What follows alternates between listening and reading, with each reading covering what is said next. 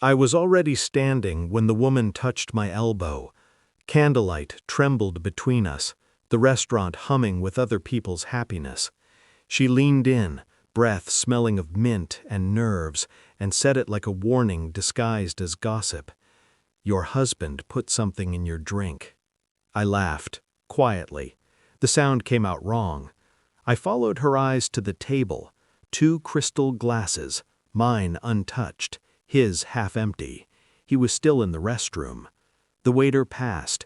Music swelled. I told myself it was a joke someone played on anniversaries to feel alive. Then I picked up my glass and switched them. I remember thinking how light it felt, how easy.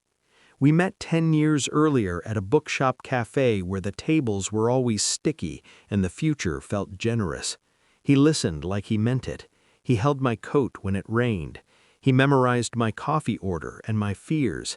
I trusted him with passwords, with silence, with the parts of me that bruise easily. We built a life that looked careful from the outside, balanced, earned. Trust is quiet work. You don't hear it breaking until the room is empty. The changes came like bad lighting, subtle at first. He guarded his phone like it breathed.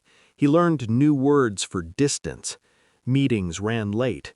Smiles arrived early and stayed too long. He started correcting me in public, as if rehearsing for a future without me. I noticed the way he drank less at home and more everywhere else. Patterns announce themselves to those who are listening. I listened. The proof didn't scream, it blinked. A notification he forgot to mute, a reservation confirmation sent to our shared email, a lipstick shade I don't own. I took screenshots, I took notes, I took my time. Heartbreak is loud, control is quieter. I didn't confront him, I watched. I learned the shape of his lies, the cadence. I learned which friends he'd chosen to practice on. I learned the name of the woman who thought secrecy was romance. I learned that betrayal isn't impulsive, it's procedural. So I became procedural. I consulted a lawyer before I cried. I separated accounts before I slept.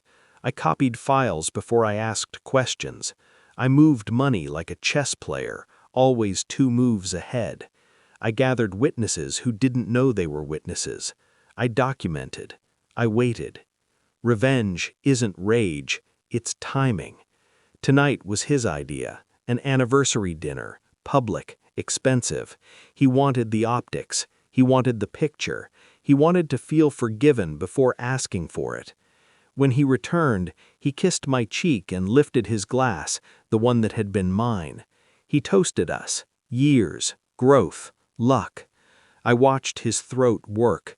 I watched his smile falter, then recover. I tasted nothing from his glass earlier. I wouldn't. That wasn't my revenge. The woman who warned me never came back.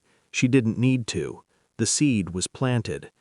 I excused myself and walked to the restroom, heart steady. In the mirror, I practiced my face. Calm, kind, the kind of woman men underestimate. I sent 3 messages, one to my lawyer, one to the bank, one to the woman's name I knew too well. You should leave, now. When I returned, he was pale, sweating. Fear wears many costumes. I sat. I placed my phone on the table, screen down. I asked him if he loved me. He said yes, without looking at me. I turned the phone over. The messages bloomed. Photos, dates, times, transfers.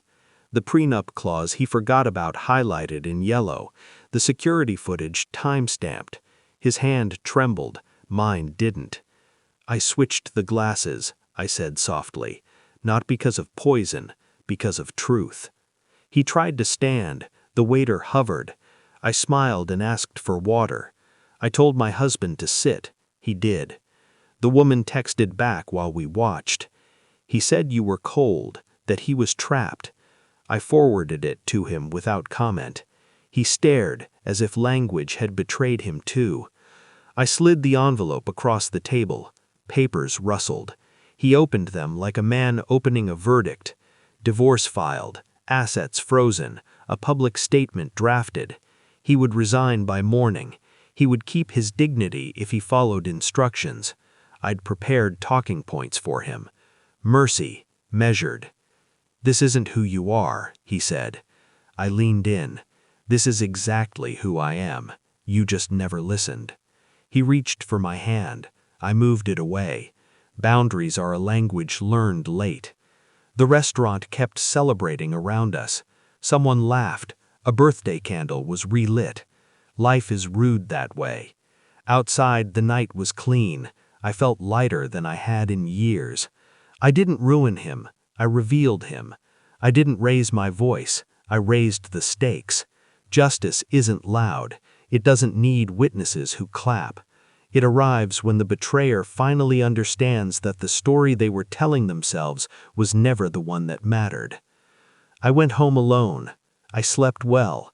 In the morning, the world read the version of events I had written. He complied. He always had, when the script was clear. I don't miss him. I miss who I thought he was. And even that fades.